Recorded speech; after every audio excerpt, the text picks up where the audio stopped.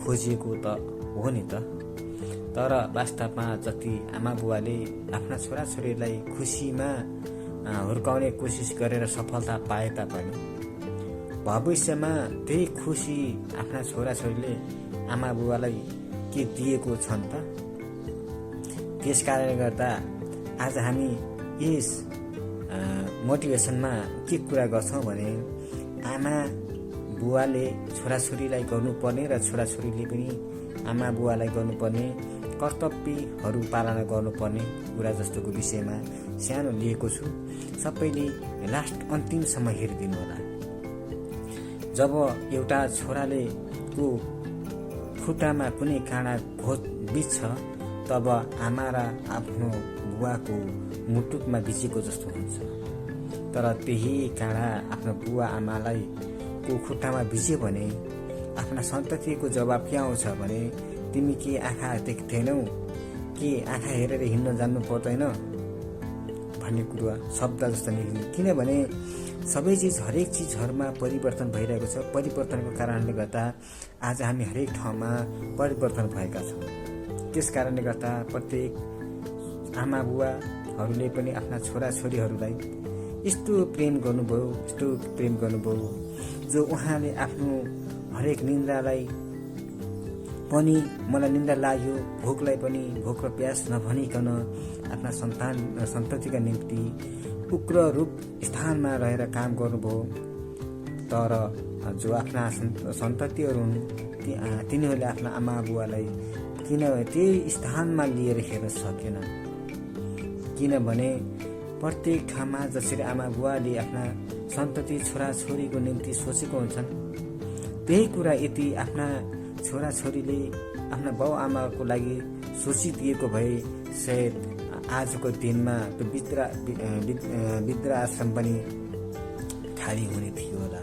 त्यो बाटोमा हिँड्दै गरेका ती भोका नङ्गा आमा बुवाहरू पनि आज त्यो ठाउँमा देखिनु हुँदैन। किनभने हामी नयाँ युग र परिवर्तन सहित हामीले त्यो चिजमा हामीले वास्ता राखेनौँ जो कि हामीलाई हाम्रा आमा बुवाहरूले गरेको माया र हाम्रो निम्ति गरेका त्यो दुःखहरूलाई हामीले पल्ट्याएर हेर्न सकेनौँ।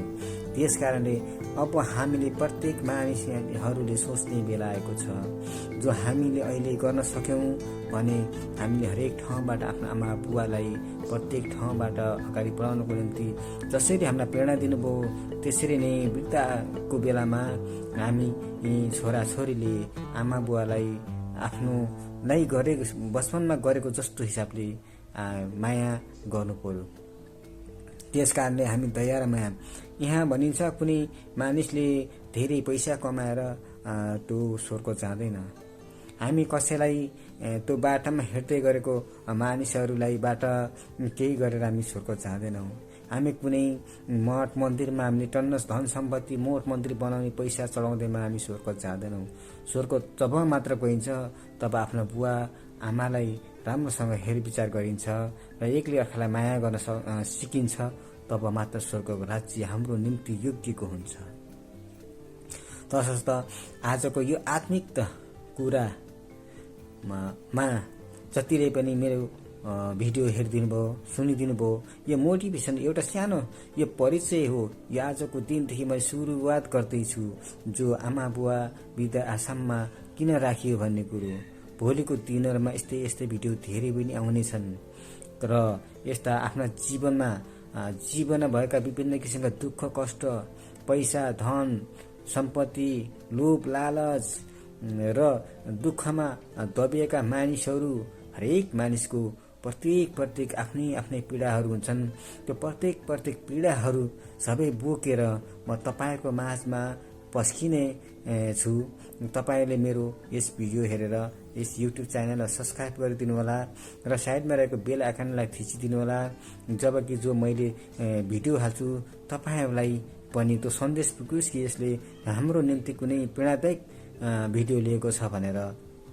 त्यस कारणले गर्दा सबै बुवा आमा तथा यङ जेनेरेसन अथवा जिएनजी पुस्ताहरू त्योभन्दा साना पुस्ताहरू सबैले एकदम हेर्नुपर्ने अवस्था छ।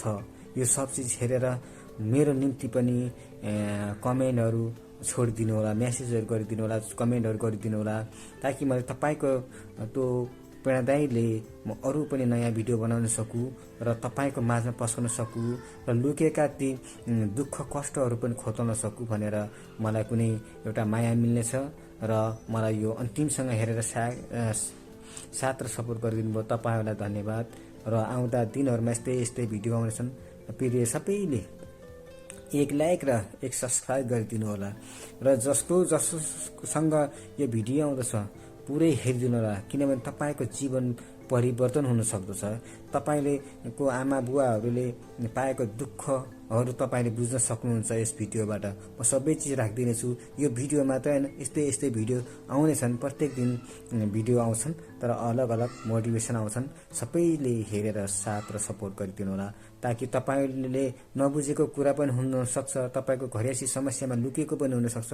प्रत्येक समस्या खोदल्ने कोसिस गर्नेछु, जो बुझेको छु सो म तपाईँलाई बताउनेछु।